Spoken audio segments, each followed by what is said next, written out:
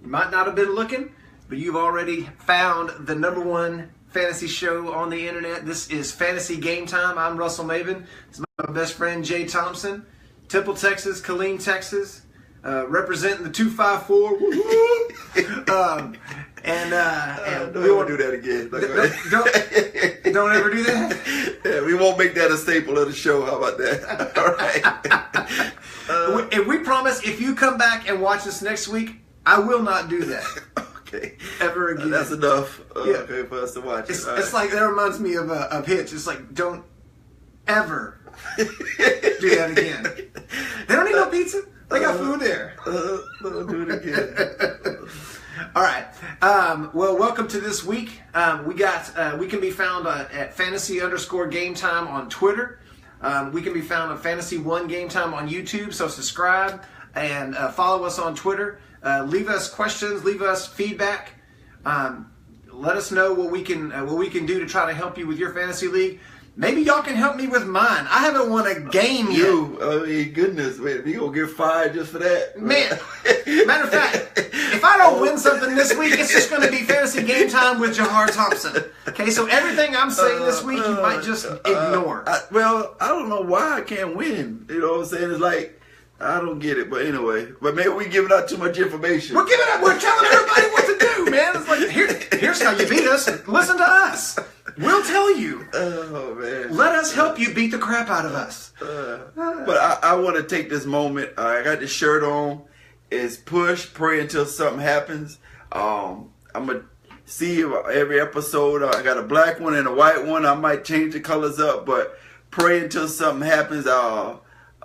Shells, I got your shirt, man. You bought a shirt. It's growing roots here at my house, man. So we need to get together so you get your shirt. Don't let Corey buy one. He'll leave your hat in his house for a whole year, man. That guy, we had a New Orleans Saints hat in my house for a whole year. All right, so keep pushing. All right, here we go. Absolutely, absolutely. We want to shout out to Dominique White for tuning in. Dominique doesn't even play fantasy football. He just loves Jay Thompson and Russell Maven. So we're big fans of Dominique and his football knowledge. And one of these times, we're going to get his baritone. I know this White. Soothing, like, this man. Soothing tone. That dude can talk you into anything, probably, man. Man, let me tell y'all something. Yeah. So we're gonna mess around and have a little fun here, and then tell you how to beat us, apparently, because I'm 0-6. I run 3 leagues. I'm getting the crap kicked out of me in every league. Not that you care. All right, let's talk about Thursday. What'd you think about Rams versus 49ers? Well, for all this talk about Thursday night and why the NFL did it and blah, blah, blah, it was an entertaining game. It was, it was one of those, like, okay, this is good football right here, because you had a moment there where a lot of the people was going to watching the college game, because, you know, they normally have a Thursday game on for college, but that game was really entertaining. But I'm wondering if it's one of those and you're going to catch me on my word again, anomaly. Hey! I practiced. Come on. I saw that word on our document and I was like, this guy is fixing to jack up the English language right here. I'm telling you right now. But I wondered if that was anomaly. Like, that's not who they're going to be the rest of the year, because you didn't want to go with aberration? That's easy. I wanted something tough. I'm growing up. I'm grown. But he's taking college classes, man. He wants an anomaly.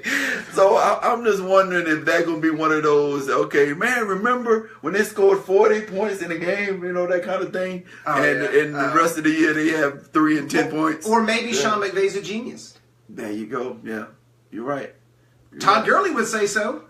Oh, by the way, that's my take from last night. In the LFC, I'm playing Ken McNair, and I'm getting death by Todd Gurley. This guy took me out behind the barn. I mean, the game's over on Thursday night. I got nobody that's going to score 50. But see, that's good you say that, you know, because we talk about coaching and coordinators. Don't you know, with football, it's about passion and feel. What happened a year ago when they talked to Gurley? He was talking about, man, it plays like a coloring book. You know, it's simple stuff. And then you come back this year with a new coach, and he's talking outside his mind. You know, he's excited, and we're going to do this. And, like, it's coaching. coaching. These are professional people. But if you don't think coaching makes a difference, look at what happened to the Saints whenever Peyton had to go on that suspension for a year or whatever it was, half a year. Right. They were horrible. If you don't think coaching... wow. Close your ears, Corey. Sorry, man. I love you, Corey. The other example I give for coaching is, do you remember when Mike Krzyzewski got super, super sick, like back in the early 90s? Right. I mean, or whenever it was, I think mid to late 90s. This is a perennial powerhouse. Yeah. He got sick for 1 year, and they couldn't win a game. I mean, they were horrible. They were 500. They didn't even make the tournament. So coaching matters. And maybe Sean McVay is a genius. 14 years old, killing it. Who knows? I don't know. My whole thing with the Thursday Night Football, I'm on the other side of the bandwagon, is I don't like it from a health perspective. If you're talking all about the health of the players and stuff like that, why make them turn around in 3 or 4 days and play the Thursday night game every week and without giving them any kind of break before that? Because they talk about an NFL game being it's like being in a car wreck every week. Right. And I know practice is turned into, marshmallow time in the NFL. Football, yeah, but at the same time, the risk for injury, I think, goes up whenever you shorten the time like that. Right. But nobody cares. Evidently not. Because it's called money. You ever heard of that thing? Well, they make a few decisions because of it. Right. And what I'm saying is, like, even with, like, work at Walmart. DC 6083 is you work, fast, don't get hurt. You know what I'm saying? but we want you to get hot. As hot as you can get. And if you running and you pass a piece of paper, we really don't care. You know what I'm saying? Like, just do the job. Right. Pull the cases. So, I hear these guys complaining and this, one thing, they make a lot of money I can't relate to. And two, I mean, the owners could care less. I mean, they're supposed to put on that, right, you know what I'm saying? Right. Because, I mean, all they need is I don't think it's going away. I just don't like it. Okay. I just don't like it. And I especially don't like the way they do the Cowboys, but I'm not getting into that. My other thing for the Thursday night game was Wade Phillips. I'm kind of waiting for the Rams to kind of pick up his defense. I know they kind of switched the front and stuff like that. Mm-hmm. So, I mean, I know the back end's still going to be the same. But they've got a lot of players at a lot of levels in the Rams defense. And Wade Phillips has turned defenses around everywhere he has been. Right. And they've had all the talent and not really been able to cash in on it to this point. And so Wade Phillips gets there, and I kind of expected them to, especially in this part of the season where the defenses are normally ahead of the offenses, I expected Wade Phillips to have already had an impact on that. Himself. Yeah. Go ahead and let's go. This kind of and maybe Aaron Donald will play a little more this week, and it'll turn around. But oh man, Jared Goff just that tough, man. They just he just that tough, and we'll talk about Goff here in a little bit. All right, now it's time for the show that the other guys won't do. They won't tell you how they did the previous week, but we're gonna put it out there and lay our goods on the table so that we can kind of validate our advice on how to beat us. Okay. So let's talk about what'd you get right last week? Well, I did say that the Patriots and the Saints game was going to be a scoring fest. There's going to be a lot of points. There's going to be a lot of yards. So, I mean, that was easy. I mean, anybody could have got that one. So, you said the Saints defense could be run on? All right, Jay. Okay. So, what do you think was good? And then I go into my bad. What was good? All right. What did I told you to play Derek Carr. That was 33 points in my league. That was a good call. I called.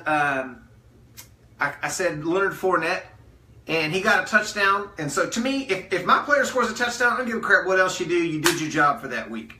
So he got the job done. I called Michael Crabtree, the number one receiver for the week, 37 points. That was a good call. I called Travis Kelce, 24 points, one of the top tight ends for the week. So that was a good call. So, and Julio Jones, he did all right. He scored 15 points. That's average. That's not what you expect from an elite receiver, but that's not bad. So I got, and I said, Quan Alexander. You can tell me if you think this is getting it right. I said Quan Alexander. He got an interception, then immediately got hurt. Is that getting it right or not? I mean, I don't know. That's close. I told you that was a good play, but it just got hurt. So, yeah, I did pretty good. I did a fairly good job on getting stuff right. If I'm looking at my position breakdown and stuff like that, I'm hitting like 50%, 66 on some of it. I usually had at least one like, what was that? But and that's where we going into the bad. Yeah. And I guess Adrian Peterson just sticker forking him. What? I mean, I thought he'd get one, man. Old running back. I thought he had one game that it was going to be like, oh, okay, we remember. And I really was high. Didn't you go with him twice? Nah. Once each week? You said he was going to do good both weeks, didn't you? Or not? No. Okay, all right. Yeah, just that first week. Okay, just a second. But the Fitzgerald, I kind of went with the old guys this week. And right. That was not good, so I guess I'll listen to you. But Fitzgerald, I thought he would kind of get hot, but he had no stats that just, was jumped out. Yeah, jumped out there. So it might be time to kind of I don't know, Fitz always do this though, but let these two kind of. Do you think Fitzgerald's the problem, or is Carson Palmer the problem? Well, Nelson been getting pretty good. I mean, well, sort of. Nelson's it might be Johnson being hurt too. I mean, they go hand in hand, I guess. I think the more of the problem is Carson Palmer and the line. They've had a lot of injuries on the front. We're playing them this week. The Cowboys have the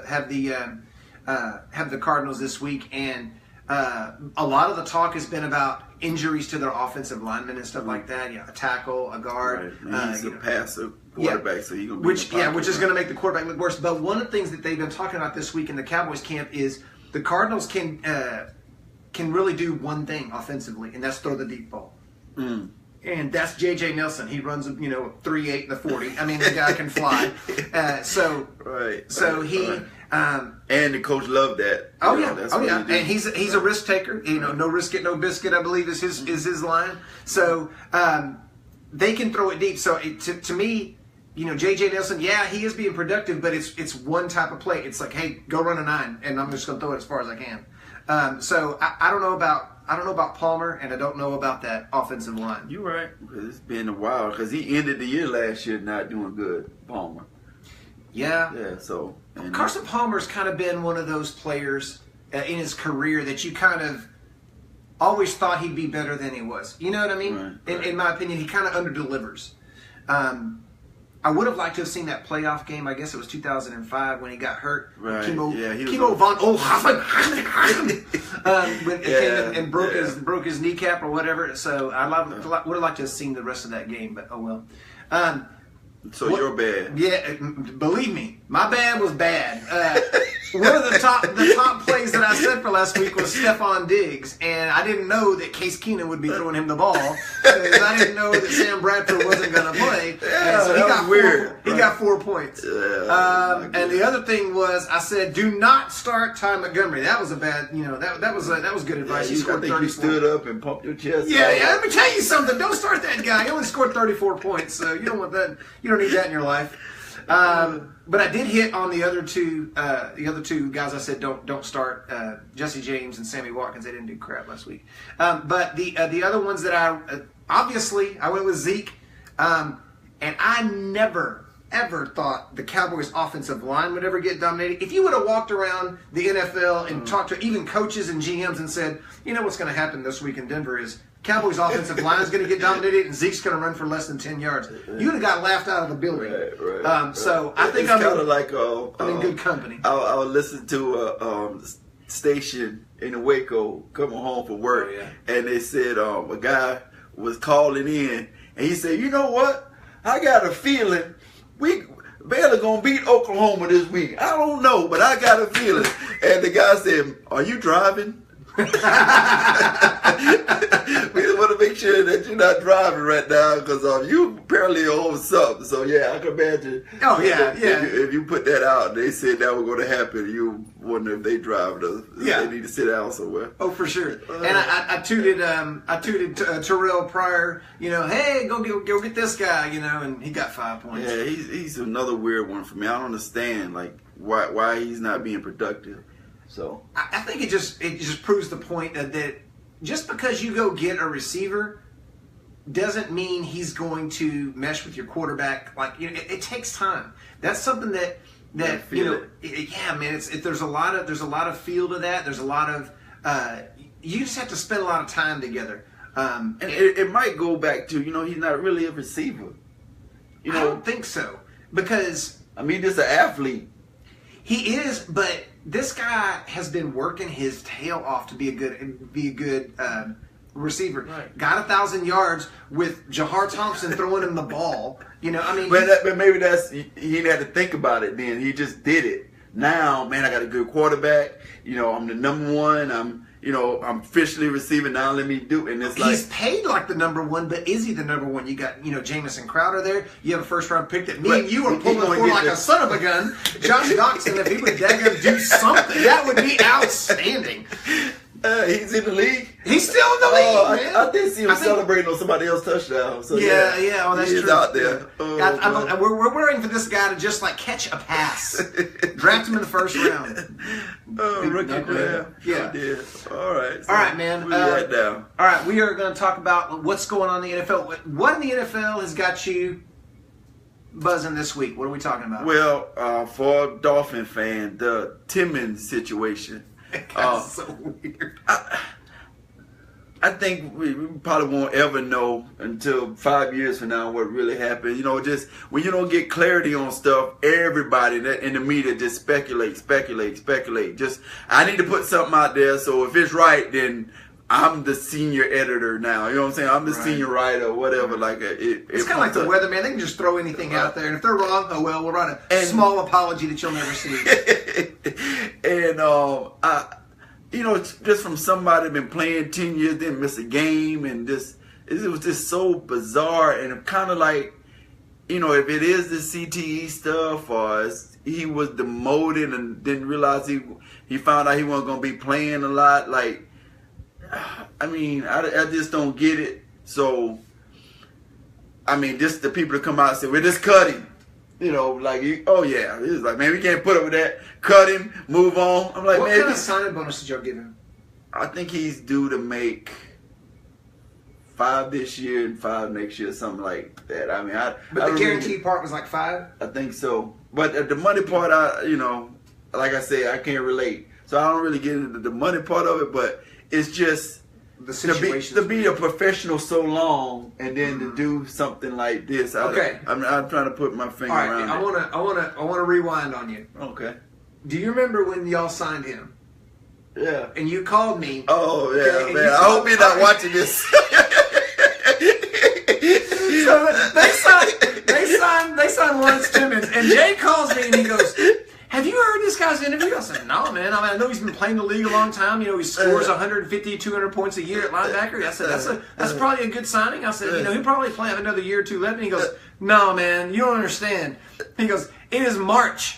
And this guy got asked question after question after question. He goes, I don't know, man. We're just trying to get this W." Yeah, man. Like, they're trying to get out here and get this W, man. Okay, so what do you think about, you know, weather down here in South Florida? You know, we just really want to get out there and get this win. You know, I'm like, what is this dude talking about? Like, it's not a game tomorrow. What?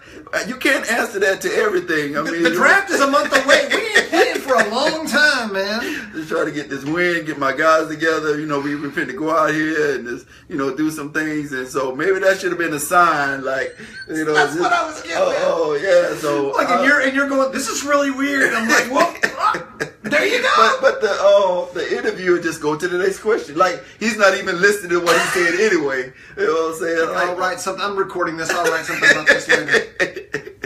So I hope it's not that. And you know, another thing, like we said, you know, the NFL going to really take this serious if it is that? If it's CTE? Yeah. I just, that's where we always go to, but I just really, deep down, I think it was one of those, hey, man, we're going to use you on these kind of situations, or we're not going to have you blitzing this week. You're a package player. Right, blah. And then he's like, hey, man, you know who I am? I'm ready to get this W. Whatever. I don't care what you're not going to play 100 plays this week. You know what I'm saying? So he had a fit. Who knows? But, and secondly is what's going on with Andrew Luck? I know I always bring this up, but if this dude's not even practicing yet. Right. Like, it's got to Why would you not have put him on the pup and then have a roster spot? Have a roster spot. And be more productive in the beginning of this. You know what I'm saying? What were you saying about it? Because people aren't going to give a crap about the CTE with Timmons either. If it's like, hey, we're still making money. Who cares? Same thing with Luck. If they put him on pup, how do you think the attendance is going to be at the games in the first 6 games? Well, true. So I think that's a political move. That's not even a football move. And believe me, if they make a stupid move with the upper management and the Colts, I'm like, par for the course. They've been horrible. Horrible. But you finally get this, savior quarterback, and you're going to say, finally, well, they went from Peyton Manning to that guy, man. Well, true, but to come into the season, well, we don't know if he's going to play week 1 to out.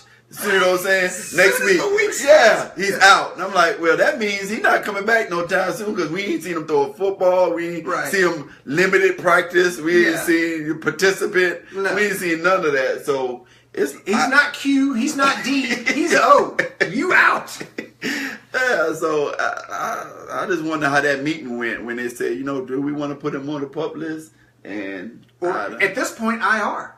Bring him back after 8 games or 8 weeks or whatever. But maybe, like you said, it's a bigger picture, the following and ticket sale. Who knows? But that's just my thing. So what do you think came up? More importantly than all of that stuff, my Dynasty League team in the LFC, I need this guy, man. I mean, they need to start being more considerate. They do come back to fantasy, though. Yeah. Right, I mean, you got to be more considerate of my... I mean, they act like they don't even know my team exists.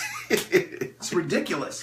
For this week, the things that are kind of popping out with me is, 0-2 is a curse. If you want to make the playoffs, if you want to be good, unless you're the 93 Cowboys or whatever. Yeah. So, what 0-2 team to you do you feel like still has a chance? In other words, they can still have a pulse. You got the Browns, you got the Bengals, you got the Colts, you got the Chargers, you got the Giants, you got the Bears, and you have the Saints. Which one of those teams would you say still has life? I think the Chargers, because really, yeah, because I mean because of their fan support. They got like 14 people in those games, man. Hey, it was so quiet. You can hear Rivers. Hey, man, I goosed you. Why didn't you give me the ball? You ain't got nobody in the middle. You can hear him talking to him. He wasn't even yelling. Oh man, I'm like, wow, you can hear everything. Goodness. Hey, man. I just goosed you, like on TV. Oh man, so okay, where was you said the Chargers? Okay, they got Phillip Rivers, which you got to have that, and the way they've lost their first 2 games is just heartbreaking. So it's not like they're just a bad team getting blown out or anything. They're right there. You know what I'm saying? I'm not even gonna say the kicker's name. You know what I'm saying? But they. I've never seen that in my life, man. Like I was like young what?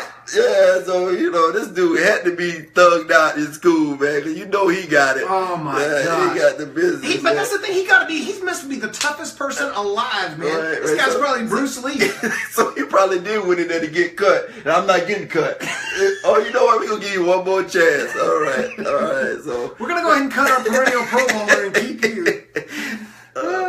Well, I was going to actually mention that later on, so I'm not going to get into that right now. So I'll let you just have the Charger talk there. For me, the number 1 team for the 0-2 that still has a chance is the Giants. I know it's like they have looked as bad as they can look, but I think most of that is offensive line stuff, which you can scheme around if you have. good coaches. And I'm not saying Ben McAdoo's a good coach, but I think professional coaches can figure that out. They can. I don't think they're balanced enough offensively, but I think they've got the weapons. I love Odell Beckham. I love Sterling Shepard. I love Ingram. They've got weapons. They've got things going on, and they've got defense. They've got that front line. They've got active linebackers. They have a shutdown corner that's hurt right now. But I think the Giants can still do it. Yeah, and they're one game out of first because we suck. And we got a record of them doing it. I mean, it's not the same staff and players, but we've seen them do it. So I get what you're going, but you know, why the coach just don't look like a coach to me? Because he looks like a porn star. I mean, that mustache is horrible, horrible. So it's just like, you know, we say some people just ain't meant to be a head coach. It's like. Maybe he's a coordinator. Maybe that's maybe that's what it is. They should have hired McVay. There you go. He was right there in the division. Come on, guys. Okay. But I never like those situations where you take a guy that's the coordinator and promote him to on the same team, and put him into a new position. There was I had a teaching partner last year, and we had a teacher. They got promoted to like assistant principal like the next year, and she goes, "This isn't going to work." Because you already got your clicks and stuff. Right, because you've had experience on that campus at a different level. Now you're supposed to be at a different level. So if he was going to get promoted, he needed to get moved. So she was military, so she said, "Hey, you know, you got to get moved to a different division if you're going to do that. You got to go to a different area of the military." So if he was going to get promoted to a head coach, he needed to go somewhere else. And so I think, not to say that that's the problem, right, you know, but I tend to lean your way. I don't know that he's really a head coach. But here's the point. Eli Manning is a veteran quarterback. Right. You know, they've got offensive weapons, and offense is their problem right now. That's the bad part, right? Yeah, which is stupid. That's where all their eggs are. So it's kind of weird. But so I like the Giants. But by the way, I saw a stat this week that just kind of like, oh wow, really? You know, Eli Manning has never won a playoff game outside of the 2 years they won the Super Bowl. Wow, man, I wouldn't have got that one. Yeah, it's like you're either going to win it all or you're going to suck. I mean, there's like no in between. Okay, so that's it for him. But I'm going to go with him. The other thing that jumped at me this week is something I thought would not happen at all, which is the Cowboys' running game getting completely shut down. I didn't think having 3 All-Pros on one offensive line, plus L.C. Collins would have been a first-round pick, and then Chaz Green was a third-round pick. But so really you have 4 first-round picks on that offensive line. I never thought they would get pushed around by anybody, especially some of the no-name people that were on. I mean, some Derek Wolfe and some of these defensive tackles that were pushing around. Travis Frederick, Zach Martin, guys that I've never seen get pushed around before. Plus, you have a superstar running back that led the league in rushing in only 15 games last year, and I just never thought that would happen. So I'm leaning towards the people that said that was a complete anomaly. There we go. Yeah, come on back to Ricky. College. Yeah, all right. Yeah, man. Yeah, I knocked my college degree out in 11 years, man. That's all right. You know, you got a couple of geniuses over here. But I never thought that would happen. Did you ever see a scenario where the Cowboys' run game would get shut down? Well, you kind of putting it on the line, but and it's a whole different topic than what we're doing right now. But football is about passion and heart, man. And to see some of the stuff that was talked about this week with Zeke, you know, the line can make whatever, and if your heart ain't in it and your passion not in it, especially from that position, you know, we're going to talk about, you know, some things and like Hunt, the run he had where he just refused, you know, like beast mode, you know, just at that position, you got to be on a whole nother passion and level. And if you're not there, you can get exposed, man. So, I mean, where he was at, I don't know. We've seen the clips of certain things, but I think that got it's a heartbeat to it. There's 2 plays that are talked about, and the 2 plays that I'm sure were, I mean, I don't watch ESPN, but I'm sure they were run on that over and over and over again. But there were 68 other plays in the game, And if you even go back to the touchdown to Jason Witten, if Zeke doesn't pick up that blitzing linebacker, Dak Prescott doesn't make that throw. So he was still doing his job, even though he wasn't the lead guy. And he was performing jobs like blocking, like getting out and running his pass route like he was supposed to and stuff like that. And he was running stuff in there. There was nowhere to go. The run lanes were completely shut down. So I kind of, you can pick one or two plays out for anybody every week and go, you suck. But it won't be that bad looking. That's possible, but I think that kind of feeds that whole instant gratification kind of society. All they got to see is one play, like, oh no, this guy's a quitter. Go back and look in college. If you remember in college, he had one game where he only ran like 8 or 9 times or something like that, and they lost. Oh yeah. And after the game, he never says anything, never bothered. He's all that kind of stuff. But after that game, he was like, should have given the ball to me. Right. So I call BS on the whole. Well, this guy doesn't have the passion. Well, I'm not gonna say he don't have the passion, but it's just at that moment, what he's going through, he's not. That's what I'm saying. And who knows? I never met him. I mean, he walked past me at a Cowboy game, but I never, had got that with him or nothing. So I don't know. But I'm just saying, it's mentally for every game where you got to be at and every play.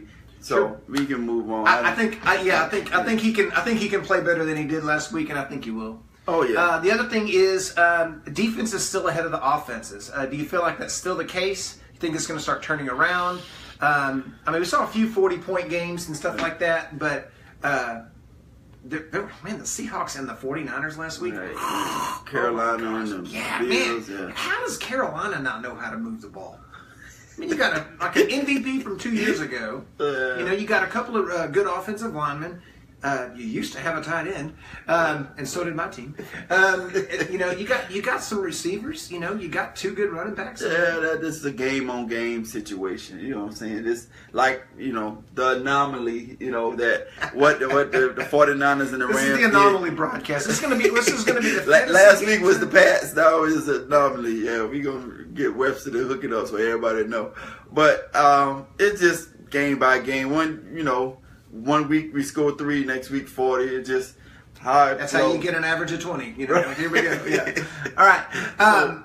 I can go along with that. All right. So let's talk about what's surprised you so far in Fantasyland. What's jumped off the page like?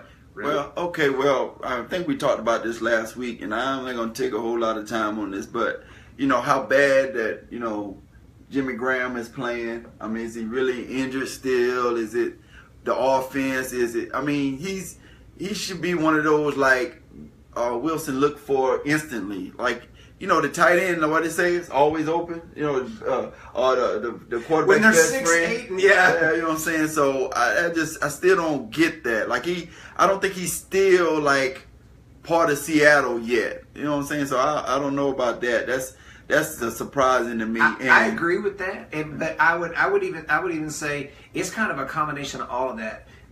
Throwing on top of that, look what he had before that. He had one of the most accurate quarterbacks ever to find him in a really friendly offense. So he's coming from a situation where he was one of the main weapons, right. and then they bring him in, and like you say, their offense just isn't like that. Right. Which to me. But Wilson's a smart quarterback. You know what I'm saying? So he should instantly be like, okay, well, I know where I'm going with the ball. That kind of thing. So, I mean, go ahead. I mean, you would think a Super Bowl winning coach, Super Bowl winning quarterback, they could figure out how to get the ball to Jimmy Graham. I mean, you might be able to figure that kind of stuff out. But I don't know who he is either. Yeah, but to me, I mean, there's a lot of factors there. Their offense. He's coming from success. I think he's really frustrated with his role, and it kind of goes back to that whole, all right, well, you still got to do your job, right. And that's just a weird situation. Right. Really, really glad I traded him to you in this offseason, man. I appreciate it. Because he was the one that, you can't dunk the goalpost, and then the next game he went and dunked the goalpost. Like,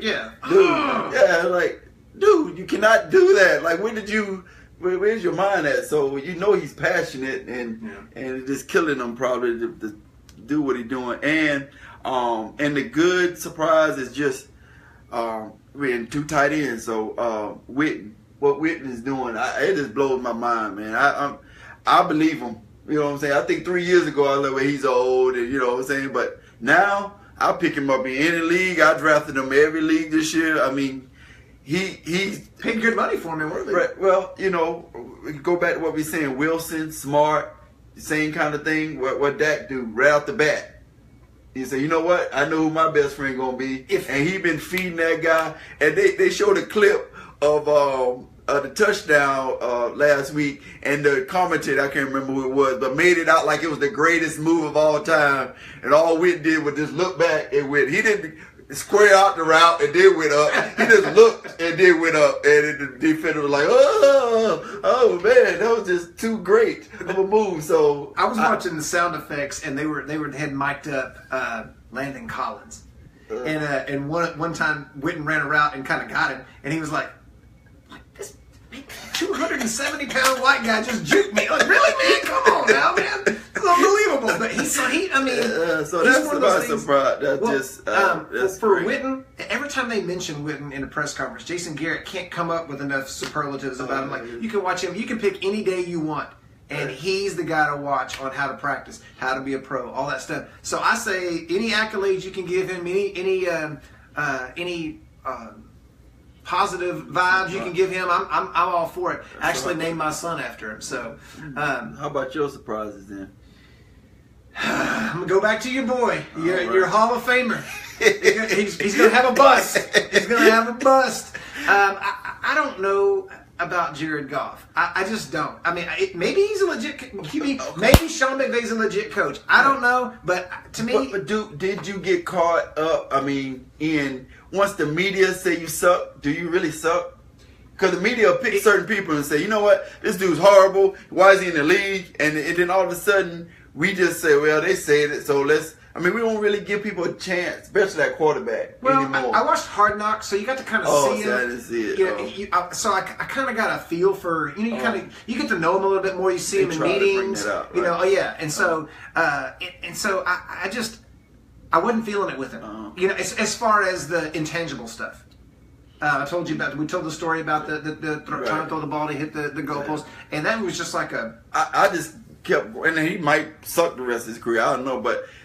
And I know it's college, but the throws he was making in college and that kind of stuff, I'm like, wow, this dude's a natural thrower of the football. You know what I'm saying? Do you like those? Oh, kind of. Oh, okay, all right. I didn't know if you like that. My other surprise so far is Jermaine Kearse, because we talked about getting on a new team as a wide receiver and not really having a connection with your quarterback. Right. He goes to the absolute worst spot you could go if you wanted to go try to make some plays on offense, the Jets. And what does he do? Make plays. He makes plays, man. I'm like, this guy. Right. Maybe Seattle was his offense was holding him down. I mean, like, so to me, right. I've been really surprised Jermaine Kearse because he was. I was trying to pick him up. He was like, talking crap and all that kind of stuff. Like, that's right, Jack. I'm like, you played for the Jets, man. Shut up. You're about to lose. You don't get it yet. You knew. Yeah. I know you've been winning, but you're done with the winning right now, man. It is not happening anymore. Oh, all right, so we have a format kind of conundrum. Hey, we got conundrum. Can I have my week of coming up with words? Oh, I'm sorry. We have a format situation that we would like to bring up right now, as far as the thing goes. We're going to talk about our top 3 starts for the week, and then later on we're going 2 quarterbacks, 2 running backs, stuff like that. We're thinking about not doing all of the 2 running backs, 2 wide receivers, and just expanding our top starts for the week. Maybe do 5 or 6 or 7 or 8 or whatever top starts for the week, and then do the same for down. Yeah. So we're going to go through this this way this week, and then give us some feedback. Let us know what you think as far as keep doing it that way, or maybe not go through every single position like this. Okay, so we're gonna start with the top 3 starts for this week, and my top 3 guys for this week are Alex Smith against the Chargers. Alex Smith has really stepped his game up with Pat Mahomes behind him. So for me, I like Alex Smith this week, and I like the idea of a division game, someone he's familiar with. I like the fact that it's the Chargers, because I will talk about the Chargers a little bit more here in just a minute. So I like Alex Smith at the Chargers. My other one is Jonathan Stewart at home against the Saints. The Saints are not the same team on the road. Drew Brees certainly isn't the same quarterback on the road. So bad defense, getting to play at home, maybe trying to right the ship in terms of their offense, stuff like that. Feel good game, huh? Feel good game, man. Let's go. And maybe Drew Brees does play well, and maybe they end up getting in a little shootout. Who knows? So I just see a lot of points from Carolina this week, and I think James Stewart is the guy because to me, if McCaffrey scores, he's going to have to do it outside the red zone. He's going to have to break one because I just feel like James Stewart is kind of going to be the punch it in guy, the Gillislee for them. And my last guy is Zach Ertz, who's like third in the NFL in receiving yards right now. By the way, he's available in the LFC. It's my last year with him. I love him, but I want to trade him for another tight end. So if you're in the LFC and you're listening to this, third in the NFL in receiving yards right now. I love him, but I can't keep him. So come at me. But he's going at home against the Giants.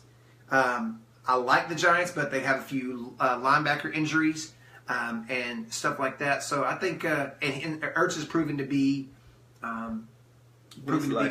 hey, this is what the West Coast offense is supposed to be. You're supposed to throw it to the tight end. You're supposed to work the flats and stuff like that. And Ertz has been the man so far. So those are my guys for this week. All right. Well, I kind of went into, about not even because we're going to go into each one. So I'm going to move on from that. Okay. Yeah. And so what about top three break your hearts this week? Who's gonna be the people who are gonna be the people to avoid this week? Well, I have where's my notes here? Oh, Hopkins going against the Patriots because everybody knows that's where the ball is going, and you don't want Belichick to know. If we know Belichick already knows, so that ain't gonna happen because they have nothing else, and that's all. You're gonna have to beat me with something besides 10, right? And that's what Watson want to do. He might throw a couple of picks trying to force it to him because I don't think he's going to understand. You can't do that. You're not going to be able to do that this week. Last week you was able to do it, and they just kept Pac-Man on him, and all just went back and forth. But not this week. Diggs and Thielen. I'm feeling good. All right, Brett. Them two with Case Keenum is just not even right. Like, they ain't fair. Like, I'm ready for one of them to blow up at him or something in a huddle. Like, dude, quit playing. Stop throwing me the ball. My wife is mad at you right now. She knows Case Keenum's dad, so yeah. But maybe his dad come out there and throw better, so I don't know. But it's crazy, and it's like, man, they're at home. They're at home against the Bucs. Yeah. You believe that much in the Bucs defense? Well, they ain't the Bucs defense. Because when I looked at this, I'm like, it's not the Bucs defense. It's just how bad the offense. And what I'm saying is, do I think Bradford is just that good? Like, what happened to where I'm like, man, they put need somebody Bradford. else in the Hall of Fame. We got Jared Goff, and now we got Sam Bradford going to the Hall of Fame. I was like, they need him that bad. Wow. It's like, well, maybe he ain't that bad. Maybe the NFL, another one they just cast off. And everybody kept throwing first-round picks at him. Like, no, we believe him. He's great. You know what I'm saying? So maybe he is, and we just getting it. And go old school. Maybe he's Jim Plunkett. Jim Plunkett was the first overall pick, and he bounced around forever. Man, that's supposed to be Cutler. Cutler's supposed to be Plunkett. That's what the Dolphin fans are holding on right now. Excuse me. I'm sorry. Yeah. Now, Plunkett was the first overall pick, and he failed in New England and bounced around the league, and then he ended up in Oakland and killed it. Got 2 Super Bowls. Should be in the Hall of Fame, in my opinion. Go ahead, sir. All right. Breaking your heart this week. If you're a Cowboy fan, you are now a believer in the Denver defense. And so I'm taking Shady McCoy versus the Denver defense. I know they're playing them at home, but them boys showed me something last week. So I really feel like Denver, if they can scheme to stop Zeke, with Zach Martin and Travis Frederick and Tyron Smith, I think they can scheme to stop Shady McCoy. So bench Shady McCoy, my opinion, one of your top running backs, probably a top 5 running back for the year. So I'm taking a risk on that one. I'm an OBJ guy. I own him. I'm going to be signing him to a 3-year contract here in another year. So I say don't start OBJ this week at Philadelphia. I say show it to me first. Once you one of those guys. Yeah, when you were ready to all start, kind of points on the bench. But go ahead. Raise your hand when you're ready to start. Raise your hand. And he did not raise his hand last week. He did not look like himself. The last one is Martellus Bennett versus Cincinnati. Reason is Green Bay has never figured out how to use the tight end since Mark Chmura retired. So I'm sticking with a name on that one. Hey man, you know.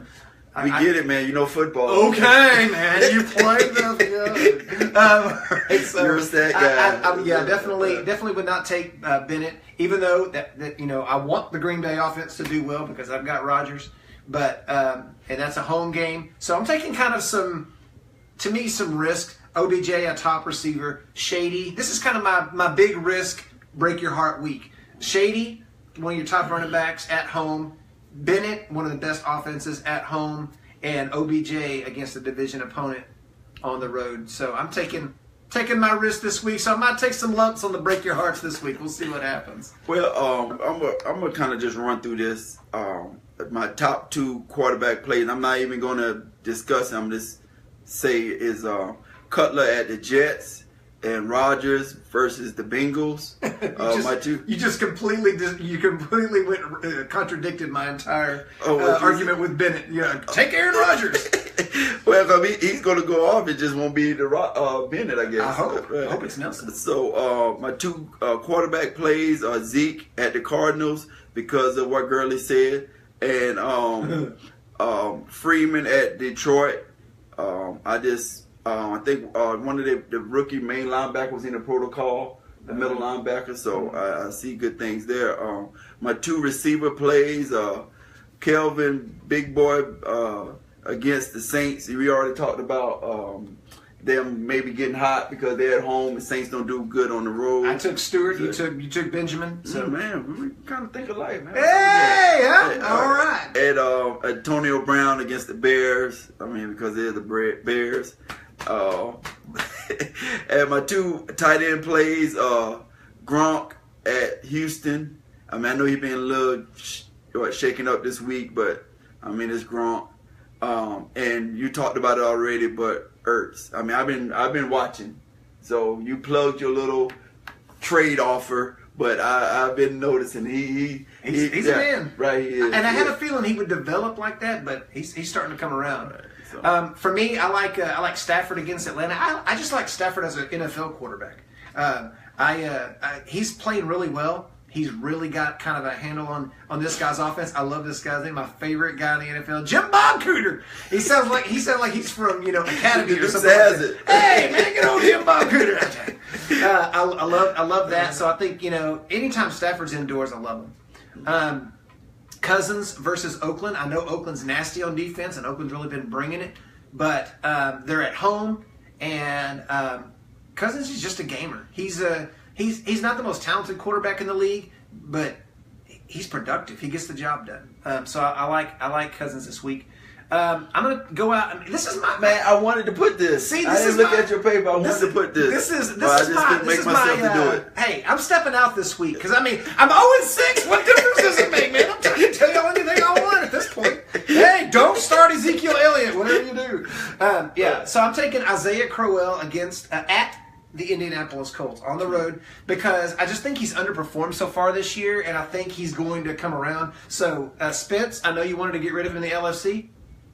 I'll take him because I've got Jack and Squat. My best running back is 5'5". Okay, and I'll take Mike Gillislee versus Houston, and I'll tell you what, I thought this guy was going to be a typical New England running back where you have 1 week James White scores 20. The next week Rex Burkhead scores 20. Then the next week Mike Gillisley scores 20. Then the next week, they pick up somebody off the street. Yeah. They roll Jonas Gray out of pull him out of UPS and pull him over here and let him start, and he gets 20 points. Yeah. But Gillisley's turned out to be the hammer. He's the LeGarrette Blount. So a lot faster though. I'm taking Tyreek Hill against at the Los Angeles Chargers. Hill, they'll hand it to him. They'll throw it to him. They'll do anything to get this guy the ball. When you run a 3.840, that'll happen to you. And I like Mike Evans against Minnesota because I feel like they're going to be on the field a lot because I don't think Case Keenum can move the ball either. Maybe his dad can. Yeah. I also took Gronk versus Houston like you did, and I took Hunter Henry versus Kansas City. I thought he got shut out the first week, which I'm glad I didn't start him, but now I need him, so now you got to come around. So I'm like trying to help my team here, like here, please do good. I'm gonna talk about you on the podcast, man. So do good. Yeah. Hey, I plugged you, man. I got you. I love you. So I'm gonna go with Hunter Henry there. For my tight end. Oh, I didn't talk about the defense, but go ahead. Okay, you mean hit the defense? Go ahead and do your defense then. Well, it's real simple. The Jags, anybody on the Jags defense, because apparently all the Baltimore does is run the ball. I mean, like everybody had 20 carries on their team, so it's like anybody that I'll tell you who didn't have 20 carries for Baltimore. Ken Dixon, drafted that piece of crap in the first round, has not gotten me a point. Anybody on Jacksonville defense, just grab them. They're going to tackle. They're going to get a tackle. So they're going to trip over somebody and get a tackle because they're going to run the ball. That's all Baltimore doing right now until, my man. So basically any linebacker that plays for Jacksonville. Okay. Go ahead, man. I'm going to take DeMarcus Lawrence at Arizona. He had 2 sacks each of the first 2 weeks and a forced fumble. Got half a sack taken away from him after the game. NFL took a half a sack away from him. But he's proven to be the Cowboys' pass rush so far.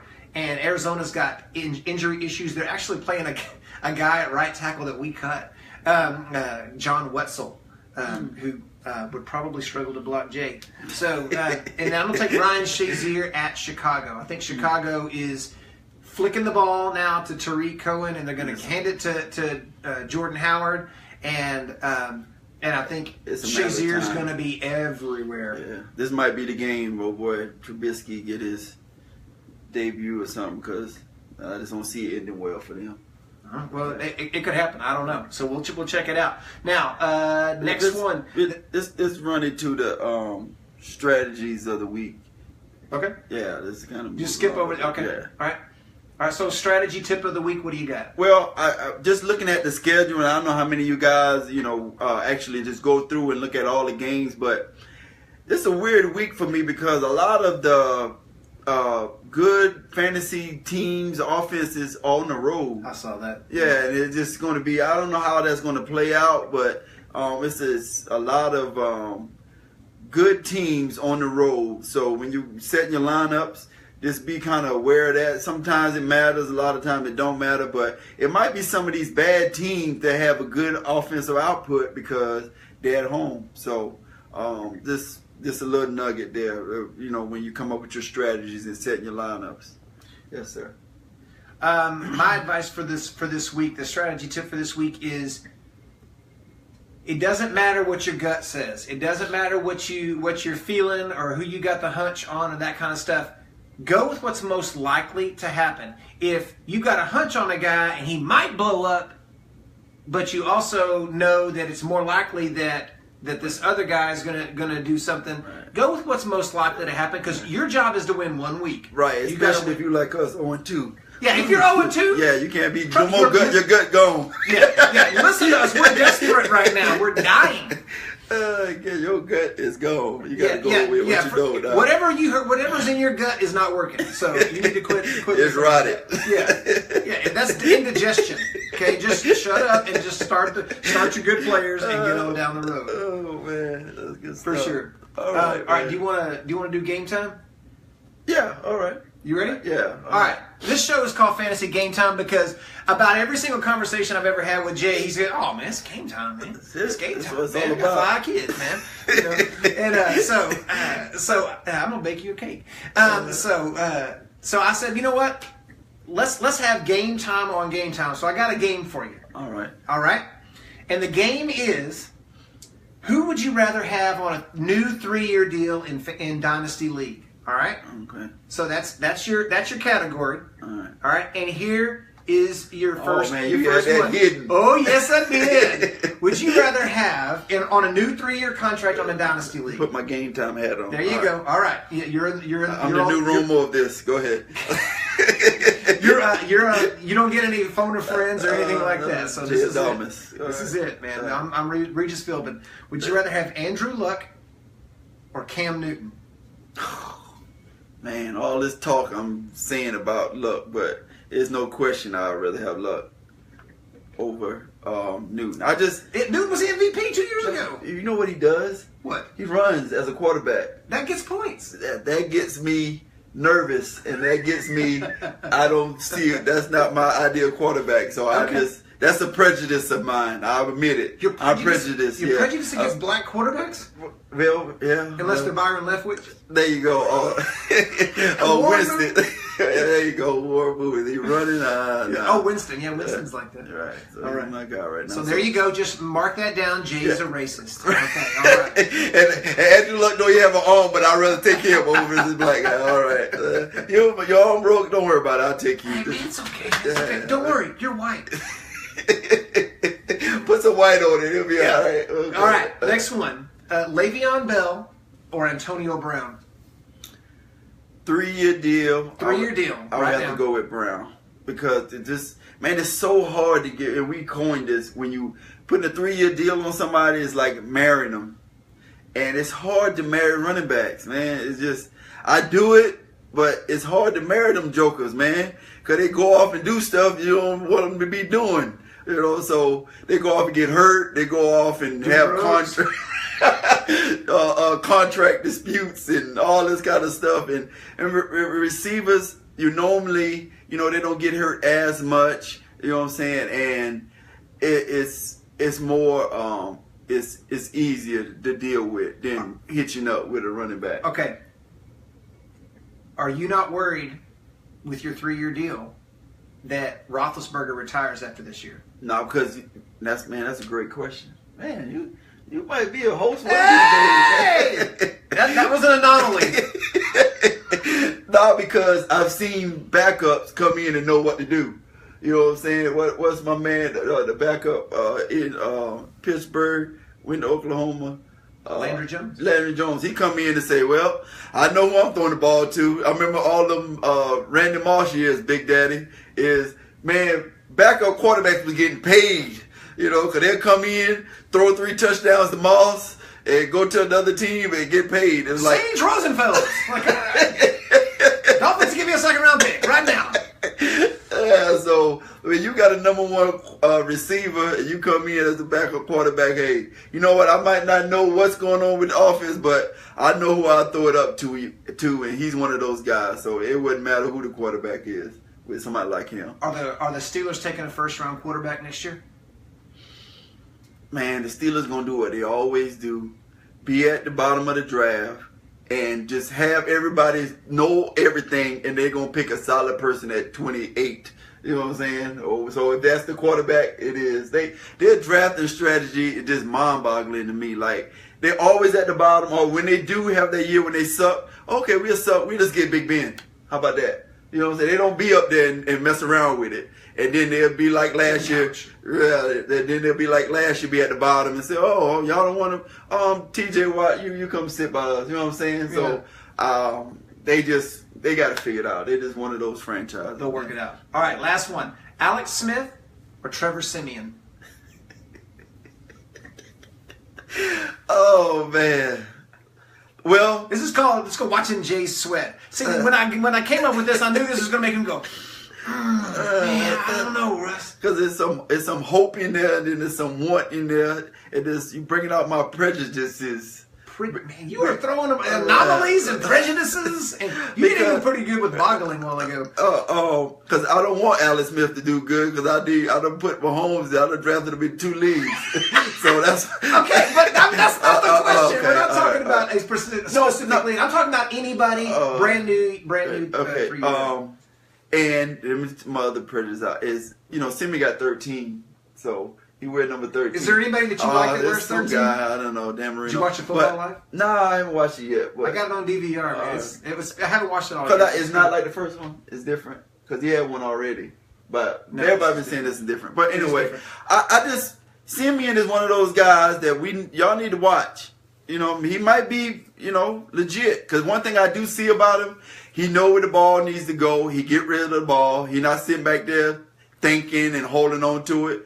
He ain't Brady, but I've seen him just, play calls for this, they in this coverage, this is where I'm going with the ball. Like, he gets it before the play. I kind of seeing that. So, he might be that guy, and he's been, I'm about to try a word, prolific already. You know what I'm saying? Prolific. Yeah, so Alex Smith, he's been, now he's trying to do something well. Where Simeon, it's like, you look at some games last year, whatever, like, oh, man. But I'm not going to pick him up because he's Simeon. But this year, I'm not waiting on that kind of stuff. I know this. They drafted a quarterback. They moved up in the first round. Moved up into the first round to take a quarterback, and that guy can't get on the field. Right. So kudos to them for playing him, because a lot of teams have been like, look, man, that's a first-round draft pick. We traded this and this to get him. I would say Simeon, 3-year deal. Woo. 3-year deal. You're going to make me make that decision. Yeah, I just got an instant headache. Thanks, man. Yeah. 3 questions. Game time or game time. All right. You got anything for me? Oh, okay. Well, I didn't know we were going to come back, but yeah, I got something for you. All right. So game time on game time. Here we go. And it's just one question. Okay. You could put a 3-year deal on any one of these guys. Okay. With their current situation. Okay.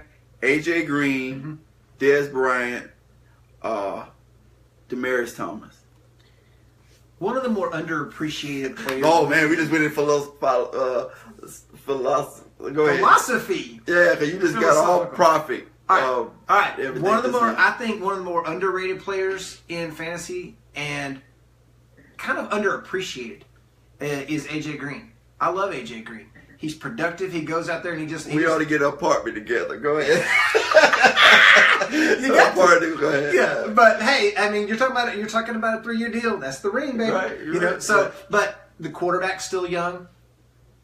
He's been the focal point of their offense for a long time, and I think once they finally realize that Jeremy Hill and Gio suck, then I think you're gonna start to be able to run the ball a little bit, and they're not afraid to take chances on what I call dogs, like good players that fall in the draft that might have a red flag or an issue or whatever like that. They just sit there and draft. They draft the best players. They give a crap what their criminal record looks like and all that stuff. Like Vontaze Burfict, who cares? Just get him. Right. They don't care. So I'll take AJ Green because Dez is already kind of showing a little bit of he's never been able to really run routes, right? But injuries, but there's a lot of passes going his way and not a lot of production there. So there's been a little bit of an issue. Is he going into Bolden mode? Like he's kind of getting. He's a little more. He is, but he's kind of is Bolden. Anyways, he's been a little bit more athletic in his career. Right. But he's like Bolden with a little bit of Fitzgerald of. Because he's a 50-50 guy. He's one of the top 50-50 guys in the league, and he will be probably until he retires. But he just he's starting to struggle a little bit with press coverage.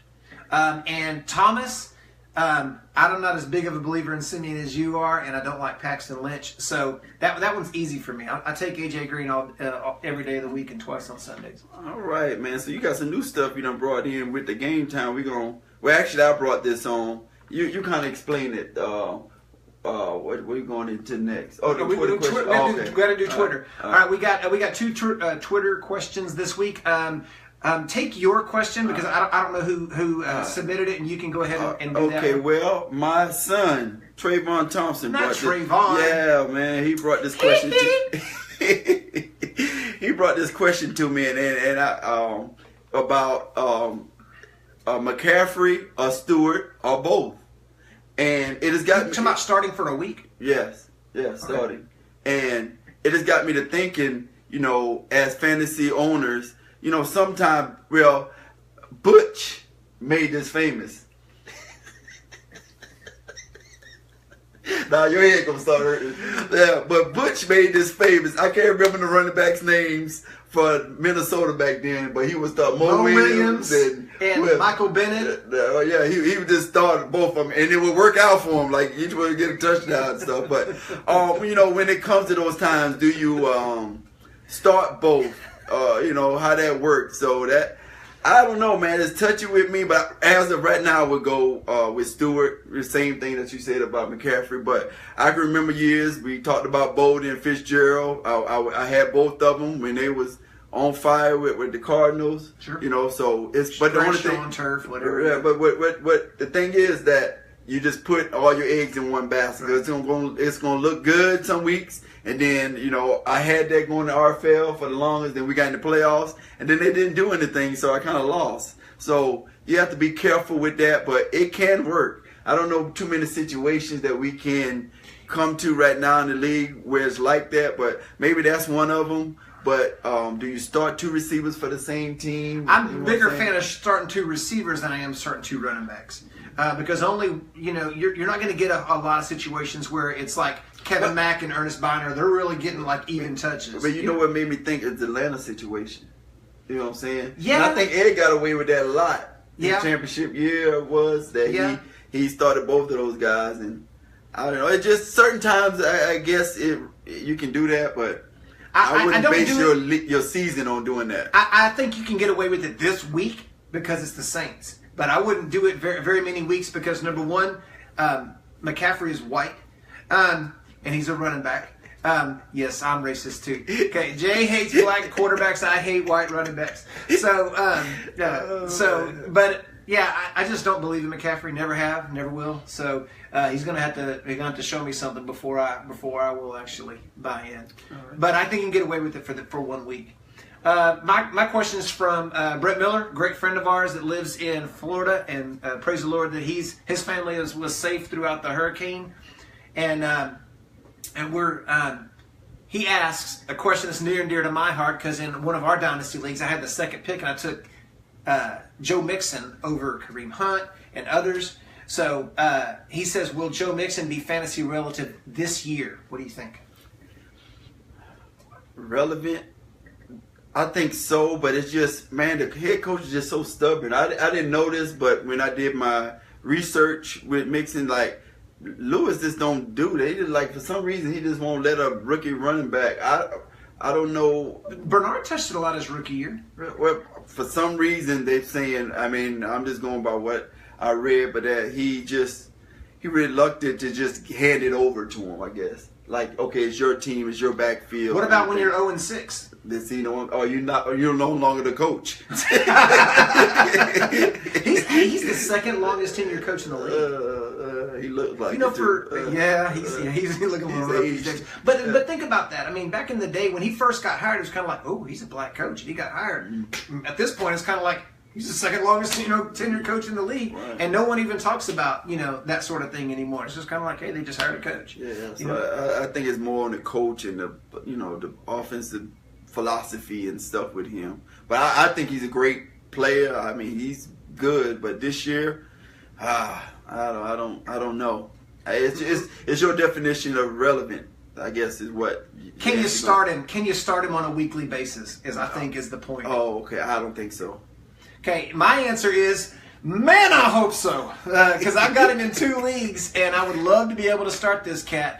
And I think if they want to start winning, they're going to need to. Hill's not going to get it done. Bernard, to me, has a specific role. Right. To me, he is that guy. But the problem with that is kind of like the Cowboys situation with Zeke. Is we had Lance Dunbar, but at what point do you take Zeke off the field and go, I think we're going to take Zeke off and put Lance Dunbar in there? I mean, it's like Zeke can catch. Why bring Dunbar in? So I'm hoping that Joe's fantasy relevant, and because he's my guy. You know, I believed in him.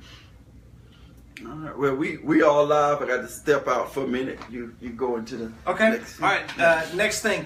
The next thing that we're gonna talk about is an idea that Jay came up with for a segment, which is called like really, which basically means, all right, I can't even believe this is really going on right now. So my really moment for the week is DeMarco Murray. What the heck? A month ago, he's on fantasy commercials, and by week 3, he's barely relevant. He's averaging like 5 points a week, and they pretty much have turned it over to Derrick Henry, which is good. He's in the last year of the contract for me, so I'm going to be getting rid of him. But DeMarco Murray, to me, is kind of like, really, man? I mean, you were on a commercial, like literally, you know? I mean, he was on a commercial a month ago. You know, for fantasy football, hey, give me the rock, you know, whatever, you know, like, you know, I mean, give me a break. And at this point, I mean, I can't even put him out there. I mean, forget his injury situation. Even if he was healthy, I wasn't going to start him. But is it one of those, how we talked about today with, I'm about to say Achilles Smith, Alex Smith and that would have been the biggest insult ever. To me, it's the worst quarterback in NFL history. No, but like, when it's one of those, they drafted Henry, and you see that eventually he's going to be the workhorse, and that was always understood. Yeah, it was always understood, but that's why you know when he was doing good, and I mean he might still do good, but it's just but the writings is on the wall. You just know that running backs get old like that. Like they wake up one day and it's just gone. Right. And it's a young man position. It's a young man's position. I try to tell you that crap. You don't listen. And my other really for the week is really, man, is the Chargers. Their luck. They've played. I think somebody. I was trying to remember the exact stat, but like something like in the last couple of years they played 19 games that came down to the last possession. They've won like 4 of them. I mean, it's like crazy. Their luck with kickers, their luck with the way the ball bounces, fumbles, turnovers. I mean, I know Phillip Rivers is probably going home to his wife going like, what do I have to do to win a game in this league? I mean, this guy has gone, 14-2 before. I goosed you.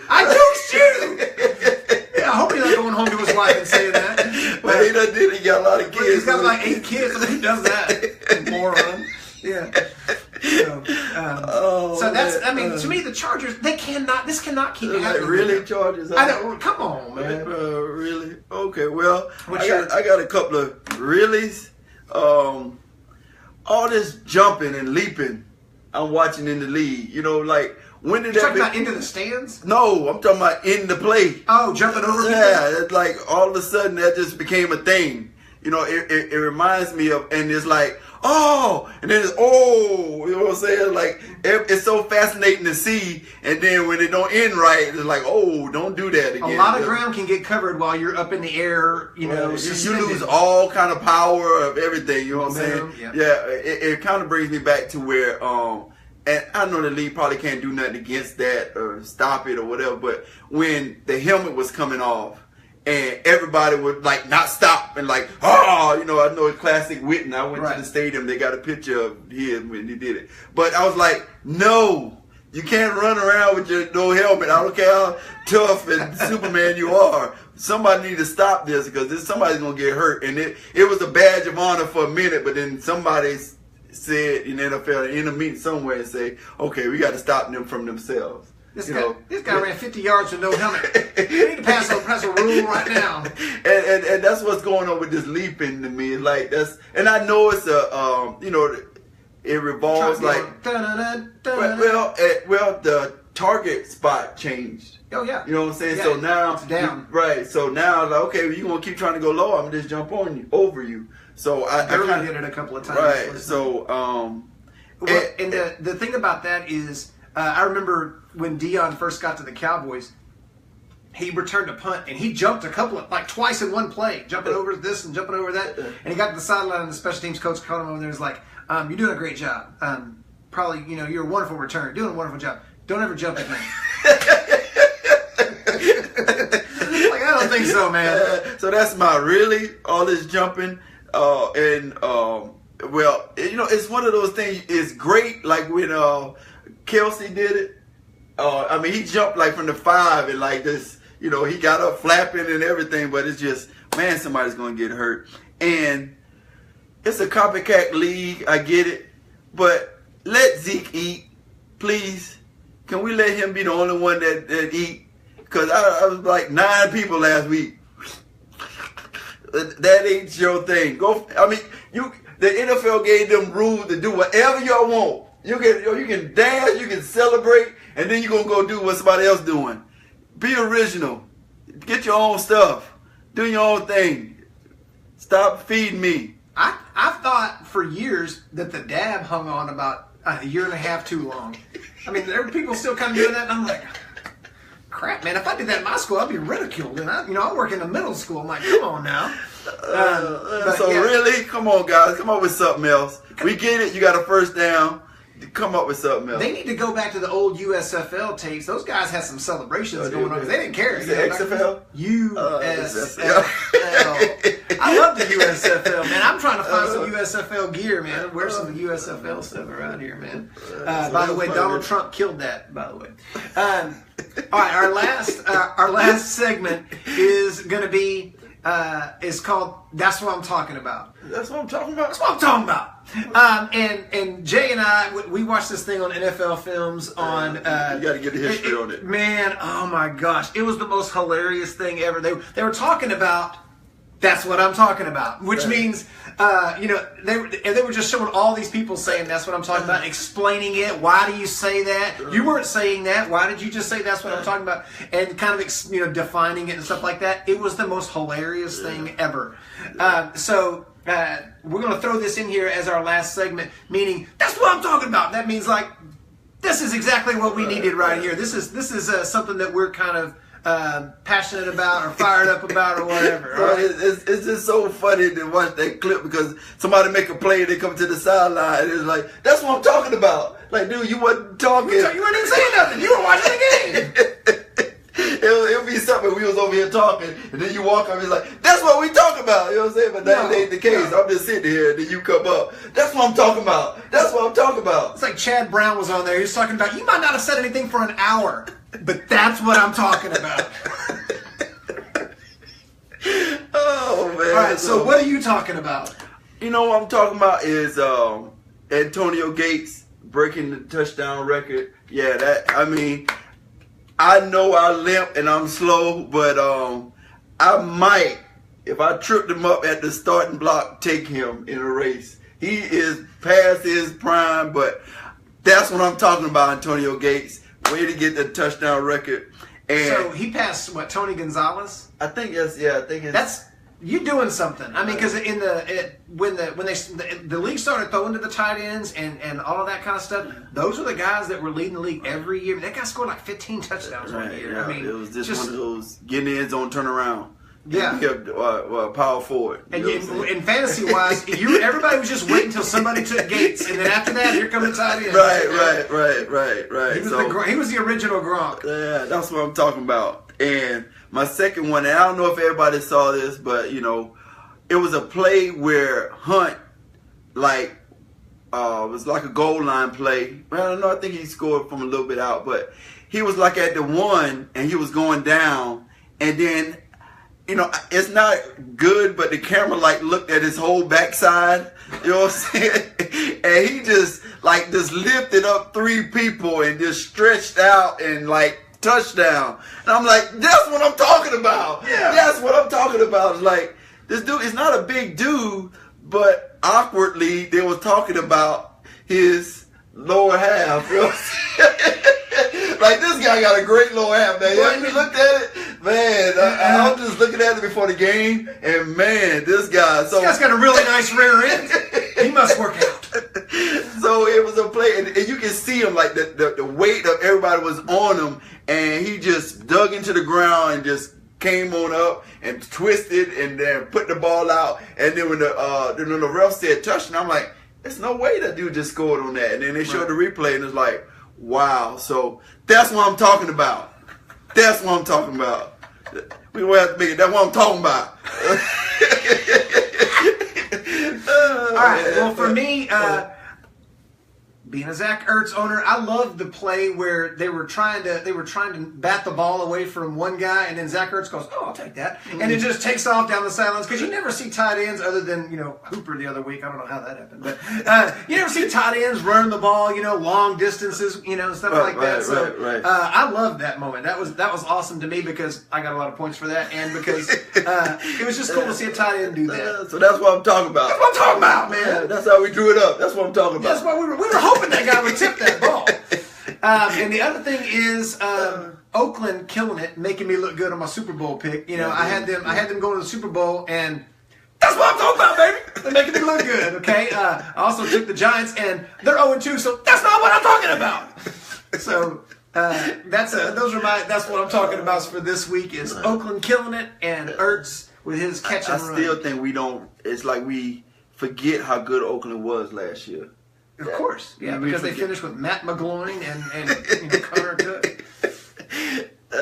So if y'all have some ideas on the program, we this is episode 3. Yeah, and week 3, baby. Yeah, week 3, and I think we're 3-0. We can claim to be 3-0.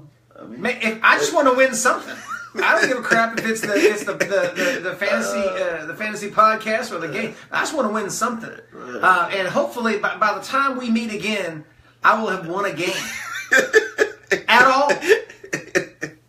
Otherwise, I'm retiring from fantasy football. It could be fantasy game time every day, huh? I'm just forget it, man. I'm just going to do a podcast every day and then just try to make money off of that because. Evidently I can't play fantasy football. Of course, we had the video this week that was posted in the group where the little girl was talking about, your fantasy team is not real. Man up, take the L. And it's kind of like, hey, man, that would have been funny had I not been 0-6. Oh, man. So we really appreciate everybody. We ask that you, we already have some people want to be a part of the podcast.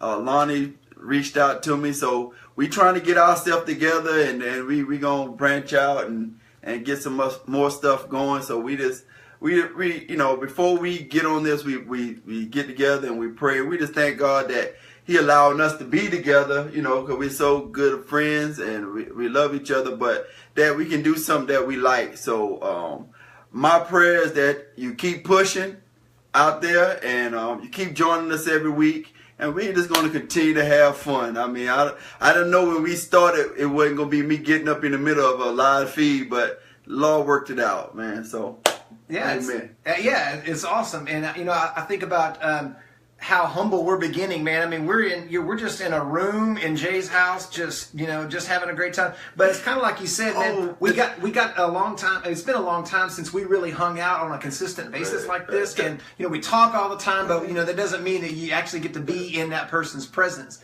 And so it's been a huge blessing to be able to just hang out with my best friend and just sit and talk and have a good time. At the Walmart dock days.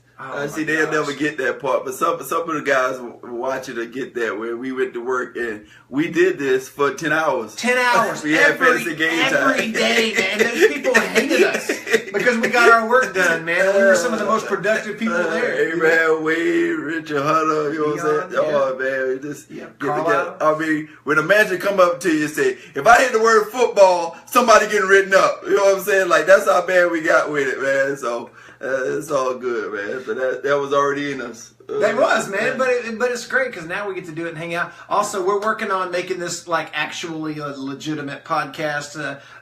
Trying to get some new equipment and stuff like that. We got a lot of things to purchase. If you want to donate some money, we'll certainly take it. If you want to advertise, if you want to advertise, we'll plug you on the program. So let us know. And we're glad to do it. We got a little bit of equipment. I think we looked at our cost, probably less than $300 for the year, just to run the podcast. So put on iTunes and all that. Yeah, we just got to get it uploaded to iTunes and all that kind of stuff. So we got a little bit of work to do, but it's not that big of a deal. And so it's going to get better and it'll get more legitimate and stuff like that. We'll just keep putting it out there on Facebook and YouTube and stuff like that for right now. And then once we can be legit, we'll be legit. So because too legit to quit. So don't do that ever again. So, but you started with know this and know this. Okay, what you got against Hammer, man? Oh man, it's game time, not hammer time. All right. Woo! Boom! I already had it. That was an anomaly. All right. All right, man. For Jay Thompson, I'm Russell Maven. We're signing out for the week.